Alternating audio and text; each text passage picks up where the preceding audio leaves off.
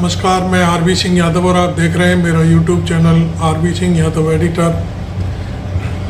आज की सबसे गंभीर खबर है विनेश फोगाट को ओलंपिक के खेलों में जो कुश्ती लड़ रही थी वो उससे बाहर कर दिया गया है, जो फाइनल में जाने वाली थी। कहने का अर्थ यह है कि जो कुछ भी घटा वहाँ पर उसको लेकर के देश में बहुत हलचल है और समूचे देश के लोग, एक एक नागरिक उसके मन में इस बात की पीड़ा है कि विनेश फोगाट को जानबूझ करके कुश्ती के फाइनल से रोका गया है। हालांकि कुछ नियम और कानून के तहत जो चीज़ें सामने आई हैं वो ये है कि आज 7:15 बजे जब उनका पेरिस में वजन लिया गया तो वो 50 किलो 100 ग्राम निकला और इसी को कारण बताते हुए उन्हें फाइनल में कुश्ती लड़ने से रोक दिया गया। आपको मालूम है कि वो तीन बड़ी खिलाड़ियों को हराकर कुश्ती के फाइनल में पहुंची थी और उनका जो सिल्वर मेडल था वो तो पक्का था ही, लेकिन जिस तरीके से उन्होंने तीन खिलाड़ियों को पराजित किया उससे ही पूरा देश ये आस लगाकर बैठा हुआ था कि विनेश गोल्डन गर्ल के रूप में अपना प्रदर्शन करेंगी। कहने का अर्थ कि गोल्ड मेडल भी फोगाट को मिलेगा। तो कुल मिलाकर के ये बात अब हर भारतीय के सीने में दर्द के रूप में महसूस हो रही है। लोग भावुक हो रहे हैं कि किस तरह से इस समस्या का समाधान किया जाए। तो इस मामले में देश की राजनीति भी गरमा रही है। राहुल गांधी, प्रियंका गांधी, आम आदमी पार्टी के सांसद संजय सिंह, समाजवादी पार्टी के अध्यक्ष अखिलेश यादव, इन लोगों ने अपने अपने बयान जारी कर इस मामले को उठाया है और कहा है कि इसमें पूरी तरह से जांच होनी चाहिए क्योंकि उसके साथ में बहुत धोखा हुआ है। क्योंकि जो लड़की पिछले 3 राउंड की कुश्ती में वजन को लेकर के सारी चीज़ें अपने को मेंटेन किए हुए थी, उसका वजन आज फाइनल में जाने से पहले 100 ग्राम कैसे बढ़ गया। उसकी देखरेख करने के लिए जो लोग वहाँ तैनात थे उन्होंने इसमें क्या कोर कसर छोड़ी या कोई साजिश रची गई, तो ये बहुत ही महत्वपूर्ण बात है। इस मामले में संसद में मनसुख मांडविया जो हमारे खेल मंत्री हैं उन्होंने एक बयान दिया है, वो मैं आपको सुनवाने की कोशिश करूंगा कि उन्होंने क्या कहा है। कुछ उन्होंने ऐसी बातें भी कही हैं जो कहने योग्य नहीं हैं कि कुश्ती की इस महान खिलाड़ी के ऊपर सरकार ने कितना खर्च किया है, ये बातें कहने का कोई औचित्य नहीं है। और इससे वो क्या दिखाना चाहते हैं, वो क्या कहना चाहते हैं कि कोई एहसान किया है आपने। तो कुल मिलाकर के मैं अभी वो वीडियो दिखाने की कोशिश करता हूँ, आप उसे देखिए। आपने मेरा चैनल अभी तक सब्सक्राइब नहीं किया है तो ज़रूर कर लें और मुझे ज्वाइन भी कर सकते हैं। वीडियो को लाइक भी ज़रूर करें। WWE के नियमों और विनियमों के अनुसार सभी प्रतियोगिताओं के लिए संबंधित श्रेणी के लिए प्रत्येक सुबह वजन माप का आयोजन किया जाता है। अनुच्छेद 11 के अनुसार यदि कोई एथलीट वजन माप प्रथम अथवा द्वितीय में भाग नहीं लेता है अथवा असफल हो जाता है तो उसे प्रतियोगिता से बाहर कर दिया जाता है और बिना किसी रैंक के अंतिम स्थान पर रखा जाता है। 7 अगस्त 2024 को 50 किलोग्राम महिला कुश्ती के लिए वजन का निर्धारण 7:15 और 7:30 पेरिस समय के अनुसार रेपोचेज और फाइनल में भाग लेने वाले पहलवानों के लिए किया गया था। विनेश का वजन 50 किलो 100 ग्राम पाया गया, इसलिए वे स्पर्धा के लिए अयोग्य घोषित की गई। इस मामले को लेकर भारतीय ओलंपिक संघ ने अंतर्राष्ट्रीय कुश्ती संघ से कड़ा विरोध भी दर्ज किया है। नेशनल भारतीय ओलंपिक संघ की अध्यक्षा पीटी उषा भी अभी पेरिस में है।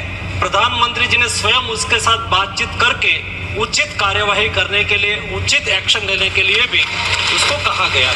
अच्छी बात, इस ओलंपिक चक्र के लिए कुल 70,45,775 की वित्तीय सहायता दी गई है, जिसका विवरण इस प्रकार है। स्पेन के ग्रेट पिक्स में भाग लेने के लिए वित्तीय सहायता 3 जुलाई से 13 जुलाई 2024 10 दिन तक मैड्रिड, स्पेन के अंतर्राष्ट्रीय प्रशिक्षण शिविर के लिए अतिरिक्त वित्तीय सहायता। इसके अलावा फ्रांस के बुलोन-sur-mer में पूर्व ओलंपिक प्रशिक्षण शिविर के लिए अतिरिक्त सहायता की है। 2024 अंतर्राष्ट्रीय कुश्ती संघ सेकंड रैंकिंग सीरीज में 6 जून से 9 जून 2024 4 दिन तक बुडापेस्ट हंगरी में भाग लेने के लिए और 10 जून से 21 जून 2024 तक टाटा ओलंपिक सेंटर हंगरी में अंतर्राष्ट्रीय प्रशिक्षण शिविर के लिए अतिरिक्त सहायक स्टाफ के लिए वित्तीय सहायता की है। स्ट्रेंथ और air condition coach mister Wayne Patrick Lombard के लिए टाटा ओलंपिक सेंटर हंगरी में 10 जून से 21 जून 2024 11 दिन तक अंतर्राष्ट्रीय प्रशिक्षण शिविर में भाग लेने के लिए भी वित्तीय सहायता की है। 13 जुलाई 2023 से 16 जुलाई 2023 4 दिन तक बुडापेस्ट हंगरी में 4th रैंकिंग सीरीज में भाग लेना और 10 से 16 जुलाई 2023 16 दिन तक बुडापेस्ट हंगरी में प्रशिक्षण शिविर हेतु इसको वित्तीय सहायता की है। बुल्गारिया में 10/11/2022 से 3/12/2022 तक प्रशिक्षण के लिए वित्तीय सहायता दी है। उनके रिहाई प्रक्रिया के लिए आवश्यक उपकरण खरीदने के लिए भी वित्तीय सहायता की गई है। 2020 टोक्यो ओलंपिक चक्र में 1,13,98,224 रुपये का आर्थिक सहयोग उसको किया गया था। 224 पेरिस ओलंपिक चक्र में भी टारगेट ओलंपिक पोडियम स्कीम में 53,35,746 और वार्षिक ट्रेनिंग एवं स्पर्धा कैलेंडर में 17,10,000 कुल मिला के 17,45,775 रुपया हमारे खिलाड़ी को आर्थिक सहायता करके उसको सक्षम करा गया। आज आपने सुना, मनसुख मांडविया ने वो सारी हदें पार कर दी जो इस देश में खाना देने के बाद उसे कहा जाता है कि तुझको हमने इतनी रोटियां दी। वो तो खैर एक दूसरी बात रही, लेकिन जो व्यक्ति देश के सम्मान के लिए, देश में पदक लाने के लिए लड़ाई लड़ रहा है या लड़ रही है लड़की, उसके ऊपर जो खर्चा हुआ है, ऐसा लगता है कि भारत सरकार के खेल मंत्री की जेब से खर्च किया गया है। ये देश की जनता का पैसा है और देश के सम्मान पर खर्च किया जाता है, सम्मान बनाने के लिए, सम्मान लाने के लिए। इस तरह की जो भाषा है, इसमें बू आती है कि कहीं ना कहीं से होकर के कोई साजिश रची गई है कि दिनेश फोगाट का वजन बढ़ जाए, और बढ़ भी कोई साजिश भी नहीं है तो उसको फिर अकेला छोड़ दिया गया है। इतना खर्चा करने के बाद इस तरह की बातें होना, उसको कंट्रोल नहीं करना, उसके ऊपर अपना अंकुश नहीं लगाना, कैसे वेट बढ़ा। हालांकि वो लड़की इस समय हॉस्पिटल में है, उसके शरीर में पानी की कमी हो गई है, बहुत सारी चीज़ें हैं। अखिलेश यादव ने तो बाकायदे कहा है कि सारे मामले की जांच होनी चाहिए और इसमें क्लियर होना चाहिए कि किस में कौन आदमी इसमें दोषी है। इसी तरह से संजय सिंह ने भी पूरी तरह से साजिश का आरोप लगाया है। हालांकि वो पॉलिटिकल लोग हैं, वो क्या कहते हैं इस पर हम नहीं जाते, लेकिन उनका जो बयान है वो इसी तरह से है कि इसमें साजिश हुई है और हम इस साजिश का भंडाफोड़ करेंगे निश्चित रूप से।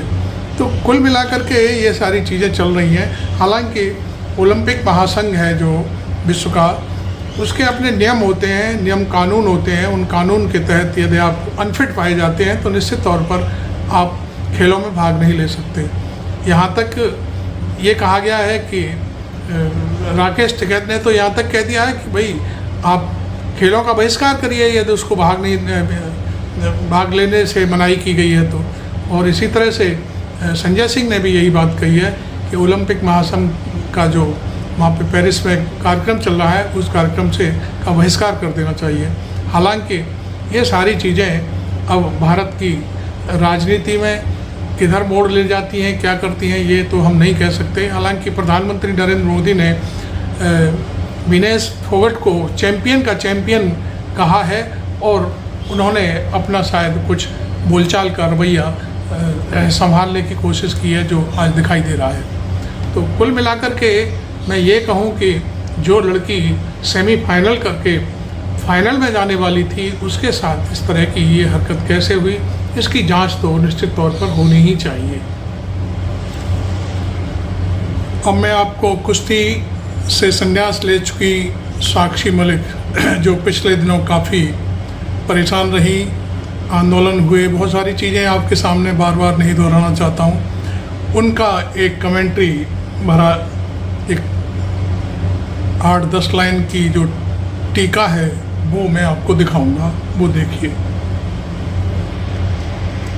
कमेंट्री में कहती विनेश ने इतिहास रच दिया, जापानी पहलवान से जीत गई है।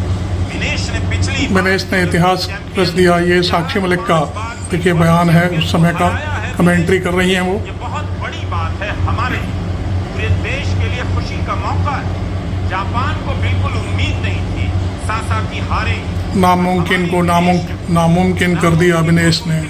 हमारी विनेश जो है देश की बेटी को बधाई, पूरे देश की तरफ इस देश की बेटियों को बधाई, अपना तीसरा ओलंपिक खेल रही हैं कहते हुए। अब मैं अंत में एक बात और कहना चाहूँगा। पहले भी मैंने कहा प्रधानमंत्री ने अपने को खुद को यहाँ पर विनेश फोगाट के साथ होने की जो बात कही है, ट्वीट किया है अंग्रेजी में, उसको करने की शायद कोई ज़रूरत नहीं थी। क्योंकि जब विनेश फोगाट ने 3 पहलवानों को हराया और वो लगातार जीत रही थी तब उनके खेल मंत्री उन्हें बधाई दे रहे थे, लेकिन प्रधानमंत्री ने उन्हें बधाई नहीं दी जब वो जीत रही थी तब। लेकिन जैसे ही विनेश खेल प्रतियोगिता से बाहर हुई वैसे ही प्रधानमंत्री ने तत्काल उसको, आप चाहे तो व्यंग कह सकते हैं, चाहे जो भी कह सकते हैं जो आपके मन में हो, लेकिन ये सारी चीज़ें मैं समझता हूँ उनको इस समय नहीं कहनी चाहिए थी।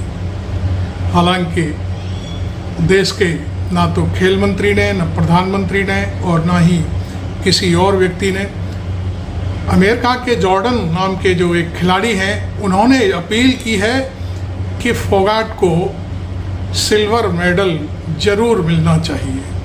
ये एक बहुत बड़ी बात है। विदेशों से मांग उठी है। देखिए जॉर्डन कह रहे हैं जो खिलाड़ी हैं कि जो भी है फोगाट को सिल्वर मेडल तो जरूर मिलना चाहिए। ओलंपिक महासंघ को अपने नियमों में बदलाव करते हुए यह कदम उठाना चाहिए।